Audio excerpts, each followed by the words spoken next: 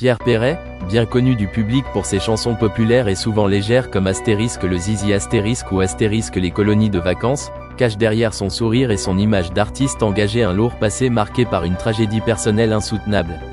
Si la musique a toujours été une compagne fidèle dans sa vie, il y a un événement qui, pour lui, a surpassé toutes les épreuves et qu'il considère comme la pire chose qui soit arrivée dans sa vie, la mort de sa fille Julie, décédée à seulement 32 ans. Un événement qui, malgré les années passées, reste une douleur vive, indélébile, et qui a profondément bouleversé Pierre Perret et son épouse, Simone, dite Rebecca, avec qui il partage sa vie depuis plus de 60 ans. Ensemble, ils ont traversé l'horreur de perdre un enfant, une souffrance extrême qu'aucun parent ne devrait connaître. Julie, leur fille chérie, n'a pas eu le temps de s'épanouir pleinement, et sa disparition prématurée a laissé un vide abyssal dans leur cœur. Ce drame, bien que privé, a marqué de manière définitive la vie de Pierre Perret, l'éloignant des feux des projecteurs pendant un temps, et amenant la famille à affronter ce chagrin à huis clos. Pierre Perret, qui a eu la chance d'être un artiste aux multiples talents, toujours très apprécié du public français pour son style unique, son humour décapant et ses chansons engagées, a vu sa carrière se construire sur des succès comme Astérisque la cage aux oiseaux, Astérisque Lily Astérisque ou encore Astérisque les colonies de vacances Astérisque. Chacune de ses chansons a su toucher le cœur de plusieurs générations de Français, en lui conférant une place spéciale dans le paysage musical français. Toutefois, malgré ses succès, la perte de Julie a assombri tout ce qui pouvait briller dans sa vie. Bien que son métier d'artiste l'ait aidé à traverser les épreuves, la douleur reste présente, d'autant que la musique, qui a toujours été pour lui une source d'expression, ne pouvait jamais effacer le vide laissé par cette tragédie personnelle. La relation qu'il entretient avec la musique est unique. À 90 ans, il continue de sortir des albums, dont Astérisque ma vieille carcasse, prouvant que sa passion pour la musique reste intacte, comme une histoire d'amour inaltérable. Mais même avec ses nouvelles créations et son amour pour son art, rien ne pourra apaiser la souffrance née de la perte de sa fille. Le rôle de Simone, sa compagne de toujours, est également essentiel dans cette épreuve. Depuis plus de 6 décennies, Simone, qui a traversé tous les hauts et les bas de la vie avec lui, a été un soutien sans faille. Ensemble, ils ont fait face à des moments de joie mais aussi aux plus grandes douleurs de la vie, dont la perte de leur enfant. Simone, femme discrète et protectrice, a été la complice de Pierre dans ses moments de création musicale, mais elle a surtout été là pour lui lorsque le monde semblait s'effondrer autour d'eux. Leur amour, une véritable histoire d'une vie, a permis à Pierre Perret de continuer à avancer malgré le poids de la souffrance. La famille, qui l'ont su préserver avec discrétion et dignité, est sans doute l'une des piliers de la vie de l'artiste. Ainsi, même si les fans connaissent surtout Pierre Perret pour ses chansons et son engagement social, la douleur de la perte de Julie, l'injustifiable départ de sa fille, reste un traumatisme invisible mais omniprésent dans sa vie.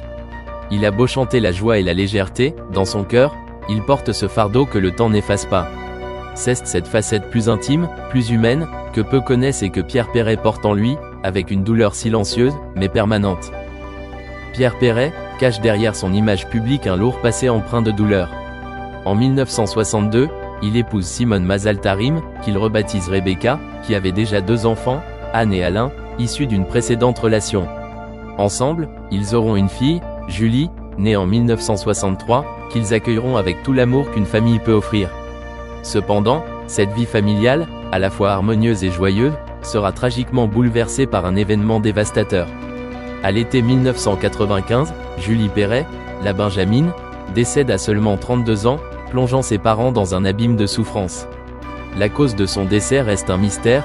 Pierre Perret, fidèle à son tempérament discret, n'a jamais révélé de manière publique les raisons qui ont conduit à la disparition prématurée de sa fille.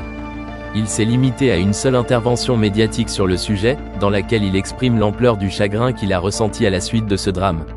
Cette réticence à partager plus d'informations est un choix personnel, peut-être une manière de protéger son intimité face à une douleur insupportable. Au fil des années, Pierre Perret n'a jamais dévoilé où reposait sa fille, et cette absence de détails sur sa sépulture renforce encore le mystère qui entoure son décès. Ce silence volontaire contraste avec les habitudes de l'artiste, qui est pourtant très engagé dans des causes sociales, notamment pour la protection de l'enfance. Dans une interview donnée en 2013 à Alessandra Sublet sur le plateau de Fais-moi une place sur France 5, Pierre Perret confiait l'immensité de sa douleur, qu'il qualifiait de pire chose qui puisse arriver dans l'existence de quelqu'un.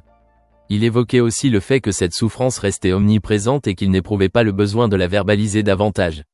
Des mots rares, révélateurs d'une intimité profondément marquée par cette perte tragique. Dans son autobiographie Astérisque Café Dupont, publiée en 2005 aux éditions du Cherche Midi, Pierre Perret abordait également ce drame, apportant quelques éléments sur sa manière de vivre avec cette tragédie. Mais malgré le temps écoulé, la douleur de la perte de Julie demeure vive et présente dans la vie de l'artiste.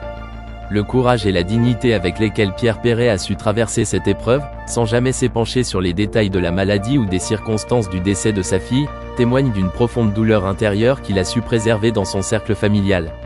Ce drame, vécu dans l'intimité, a forgé une part de l'homme et de l'artiste, qui reste l'un des plus grands noms de la chanson française.